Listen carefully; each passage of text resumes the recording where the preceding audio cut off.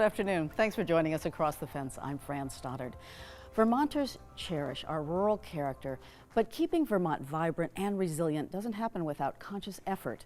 The Vermont Council on Rural Development, or VCRD, was created 30 years ago as a cross-sector, bipartisan nonprofit that works to assure Vermont maintains a high quality of life as well as economic opportunity and vitality.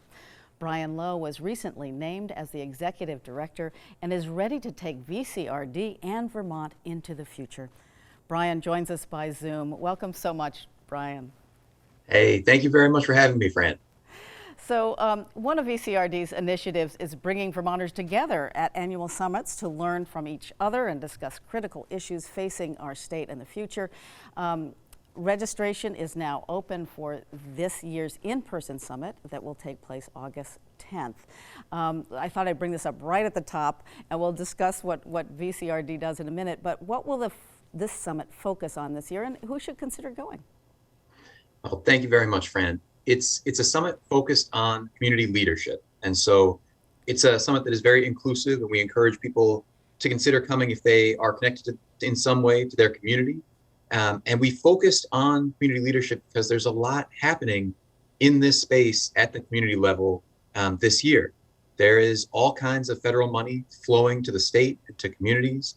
And we are seeing in our work across the state a number of people in volunteer or in official capacities stepping forward to help their communities build new projects, advance new initiatives, create more community connectivity. And so the summit is an opportunity for anyone in a volunteer capacity or in an official capacity to come together and learn and share some of what they're seeing in their community as they step into new leadership roles. Fantastic. So this isn't just elected officials. This is really for people who care about their community and want to make things happen. Yes, that is right. It is not just for elected officials. It's for anyone in their community. And often we see people in their community who aren't in official positions having these critical roles, advancing projects in their hometowns, in their communities, making those places more vibrant.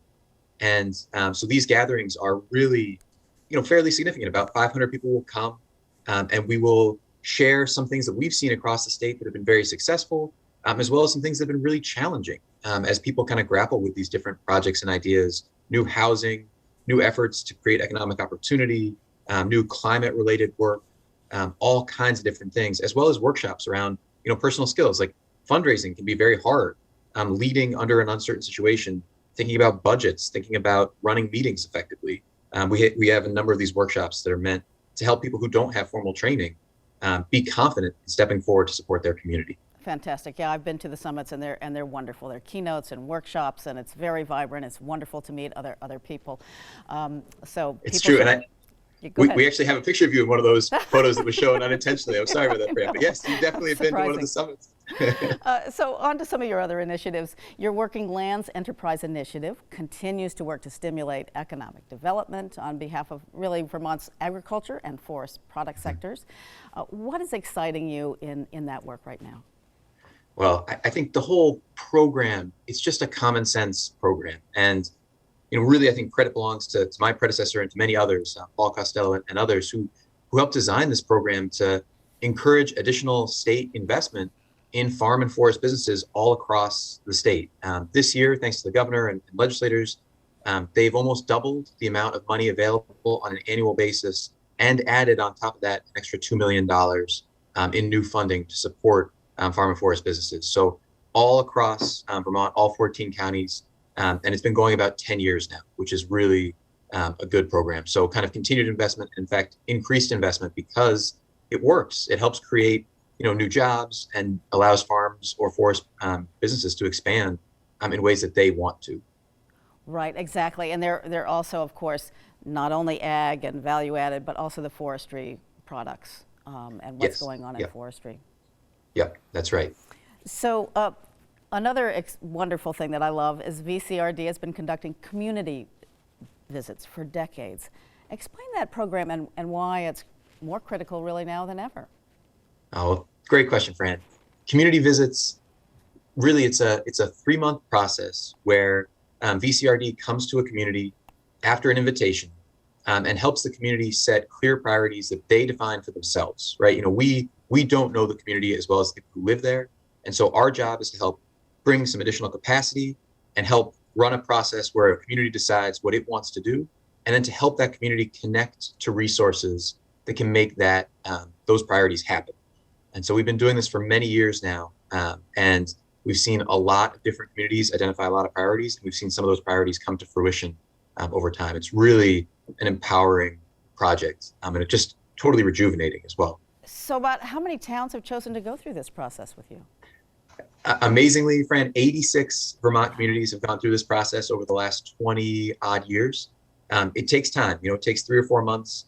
You really hear from everybody across that community about what their interests are, what they see as the priorities and challenges for the community. And then when they've identified the kind of top 3 things they want to focus on, we help bring experts from across the state, funders from across the state, other communities that have similar projects together, and help advance those projects over time as well. So a quick example or two of significant impact that has happened because of this engagement process. Oh, there's a lot to draw from, and I want to be thoughtful too, in that the team at VCRD and my predecessor really deserve the credit for all this. But these are significant projects. Communities sometimes would like to see a new childcare center built, or a downtown kind of revitalized, new housing built. Wastewater infrastructure became a major project in Montgomery because they wanted to build new businesses, they wanted new childcare, they wanted to see more vibrancy in one of their downtowns. And it really depended on wastewater for that to happen. And there's a whole other type of project, depending on the community, where sometimes people just want stronger connection. They want a local paper or local events to help kind of build back that community feel. And so it's a range of things, and the communities decide what it is, but they can be fairly significant projects. Wonderful. And the Vermont Leadership Network evolved probably out of these community visits in a way, but it was really the pandemic that pushed, how do we get together? How do we support each other? How do we move forward during this time? Tell us about that, and if it's going to continue as the pandemic, we hope, is moving towards a close. Yeah, great question, Fran. I mean, it is an outgrowth of the pandemic, in that one of the things we saw during the pandemic were people stepping forward to help their communities in new ways, right? Because of the urgency of the pandemic, especially in those early days, with Zoom and things like that becoming more common, with broadband access improving, although in a lot of areas still not good enough, but with it improving across the state, we're able to connect with people in this different way and help support these leaders who've stepped forward in different ways with different workshops focused on things that they are interested in. During the pandemic, we set up mutual aid groups and kind of cohorts of leaders grappling with different types of challenges, and really have built out a structure now where, one example of a current cohort is, if you step forward in your community to help lead a task force to, say, build a community center, like in Cambridge or Milton or Berry City, we want to link you up and make sure that you know what other people in other communities are doing, and can kind of learn from each other, right? The kind of peer-to-peer learning is always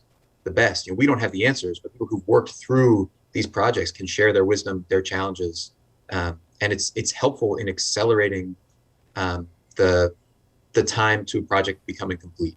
Absolutely. So we think this is something that's here to stay. Yeah, absolutely. Terrific.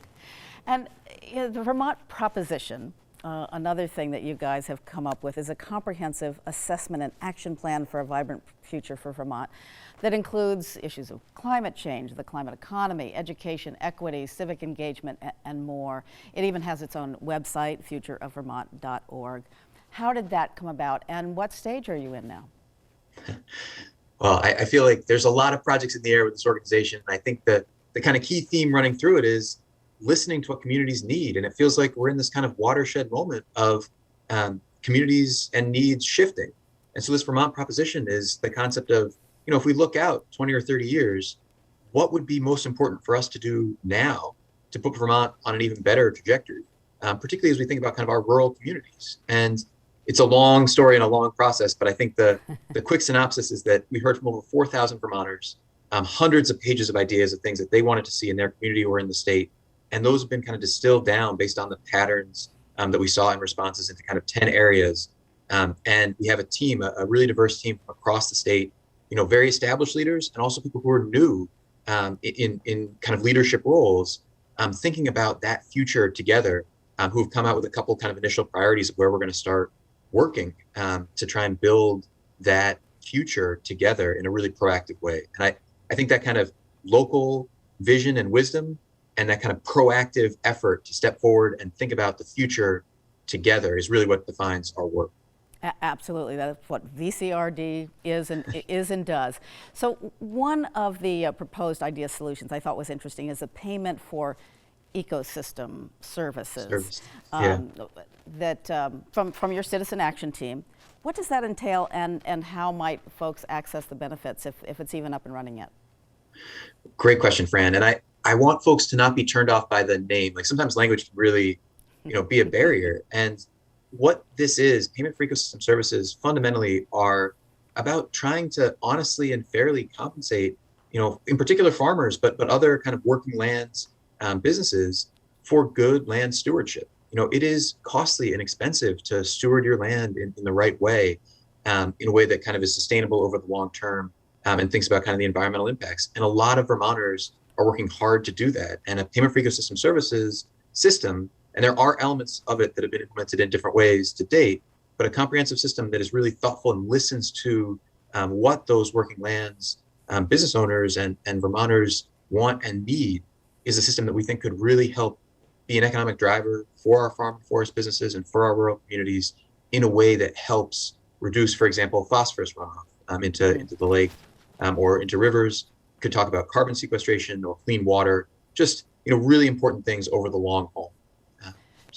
Terrific. Well, we might get to your priorities, though I think we've discussed some of them. I want to make sure that people know how to get to the summit at VCRD that is this August 10th.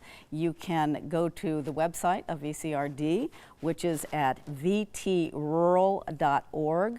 And you can also call them at 802-223-6091. That's to find out more about the Vermont Council on Rural Development and also the summit that's coming up. You can register for that at that site. So Brian Lowe, I think VCRD is in very good hands with you. It's very exciting, and I hope people check out your website, and we'll tune in again with you soon. Hey, Fran, thank you very much. And thank you for being with us on Across the Fence. Stay with us. Stay.